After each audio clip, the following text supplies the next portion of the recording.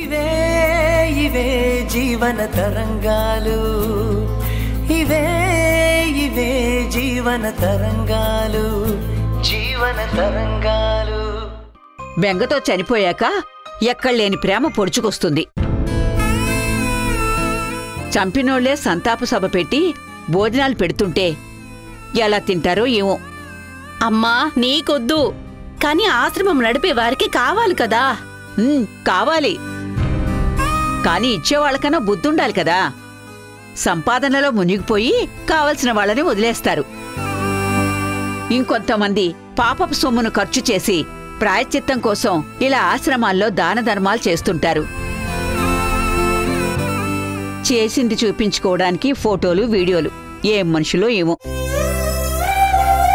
అదే వృద్ధాశ్రమానికి వచ్చే అనాథులు సారీ అదే అతిథులకు రోజు బ్లెస్సింగ్ ఇవ్వడం బోర్ అనిపించి వచ్చేసావు అంతే కదా.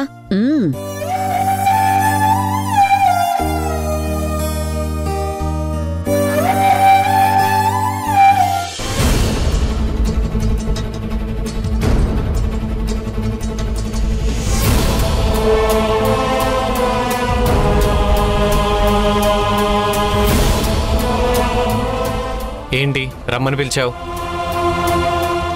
ఒక చిన్న ప్రాబ్లం రా. డబ్బులు మాత్రం నా దగ్గర లేవు. డబ్బుల కోసం కాదురా నేను వచ్చింది. మరెందుకు వచ్చావో చెప్పు, ఆఫీస్కి టైం అవుతుంది. రఘురామ్ నీకు తెలుసు కదా? తెలుసు. అయితే ఆయన ఇచ్చిన చెక్కు నా దగ్గరే ఉంది. నేను వెళ్ళిస్తే ఆయన తీసుకోవటం లేదు. నిజం చెప్పాలంటే దేవికి పిన్నిని వాళ్లే కావాలని ఇరికించారు. చెక్కు తీసుకోమని నువ్వు ఒక్కసారి చెప్తే తను తప్పకుండా నీ మాట వింటాడు. లేదు, ఆయన తీసుకోడు. నేను చెప్పినా విన్నాడు. ఆయన చెప్పేదంతా అబద్ధం రా. కోర్టుకు వెళితే ఆయన చెప్పేది నిలబడదు. అది ఆయనకు కూడా తెలుసు. ఆయన చెప్పేదేంటి? లెక్చరర్ చెప్పాడు, నేను ఇచ్చాను. డబ్బు కూడా ఆయనది కాదని బుకాయిస్తున్నాడు. అది టెక్నికల్గా ఎక్కడ నిలబడదని తెలుసు. మరి దీనికి ముగింపు ఎక్కడా? ఇది అప్పుడే క్లోజ్ కాదు. పిన్ని మీద ఆఫీస్లో ఒక ఎంక్వైరీ జరుగుతుంది. పిన్ని ఏమైనా కంప్లైంట్ ఇస్తే నీ మీద కూడా ఎంక్వైరీ జరుగుతుంది. అప్పుడు కోర్టుకు వెళ్లాల్సి ఉంటుంది. దానికి చాలా ఖర్చు అవుతుంది కదరా. అమ్మ చెప్పింది, ఇల్లు అమ్మాలనుకుంటే అమ్మాయి, మీ కోర్టు ఖర్చుల కోసం ఒక వాటా తీసుకోమని చెప్పింది. అది ఇస్తాను, మీరు ఖర్చు పెట్టుకోండి. ఇల్లమ్మేస్తే తనెక్కడికి వెళ్తుందిరా? నాకు తెలీదు. అందరూ ఒకే మాట మీద ఉన్నారు. కేసుకి డబ్బు అవసరం అయితే ఇల్లు అమ్మేసి వాటా ఇవ్వాలని. మరి నీ సంగతి ఏంటి?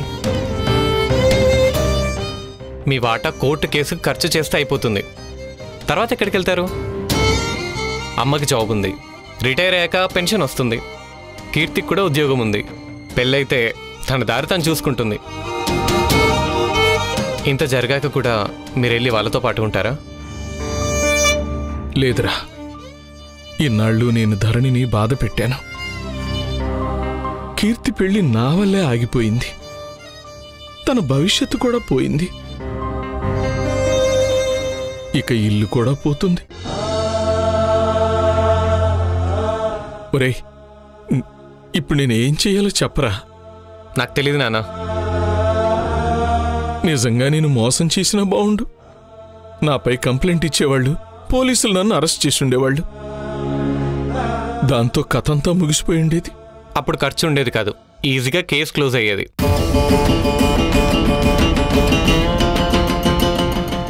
ఇప్పుడైనా ఆ లెక్చరర్ చెప్పిందే నిజం.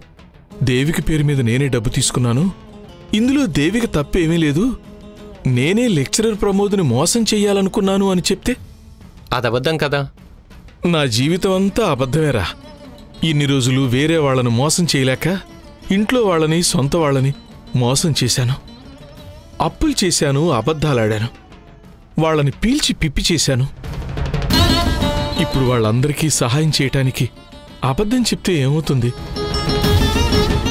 నిజంగా చెప్తున్నారా? అవును, చెప్తే ఏమవుతుంది? లెక్చరర్ కేసు వేసినా, దేవిక పిన్ని కంప్లైంట్ ఇచ్చినా ఎక్కువ ప్రాబ్లం అవుతుంది. అదే మీరు ఒప్పుకుంటే ఒక 3 నెలలో లేక 6 నెలలో లోపలేస్తారు, తర్వాత వదిలేస్తారు. మరైతే ఇదే సింపుల్ సొల్యూషన్ కదా. మీరు ఆలోచించే మాట్లాడుతున్నారా నాన్న? అవునరా, చాలా రోజులకి నా వాళ్ల కోసం నేను చేసిన ఆలోచన. ఊరికే ఎందుకు శిక్ష అనుభవిస్తారు నాన్న? మీరేం మోసం చేయలేదు కదా. ముందు చేసిన మోసాలకి నేను శిక్ష అనుభవించలేదు. వాటి ఫలితమే ఇప్పుడు నేను అనుభవిస్తున్నాను అనుకుంటాను. దేవతలాంటి ధరణిని ఏడ్పించాను, అందుకు అనుభవించాల్సిందే. ఇంట్లో ఉండి నేను మాత్రం చేసేదే ఉందిరా. ఖాళీగా తిని పని పాట లేకుండా ఉండాలి. అదేదో ఆ 6 నెలలు జైల్లో ఉంటే సరిపోతుంది కదా. అదేంటి నాన్న, బయటికి వచ్చాక అందరినీ నేరస్తులానే చూస్తారు. ఇప్పుడు మాత్రం నన్ను గుణవంతుడు అనుకుంటున్నారా? లేదు కదా.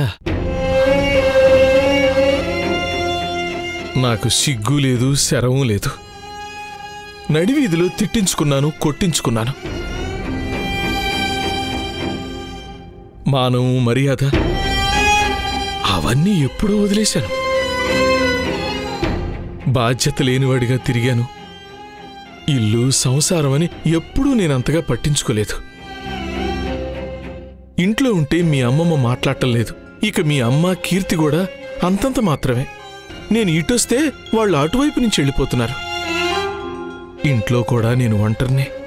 అలాంటప్పుడు జైల్లో ఉంటే నేను అందరికీ మేలు చేసిన వాడిని అవుతాను కదా.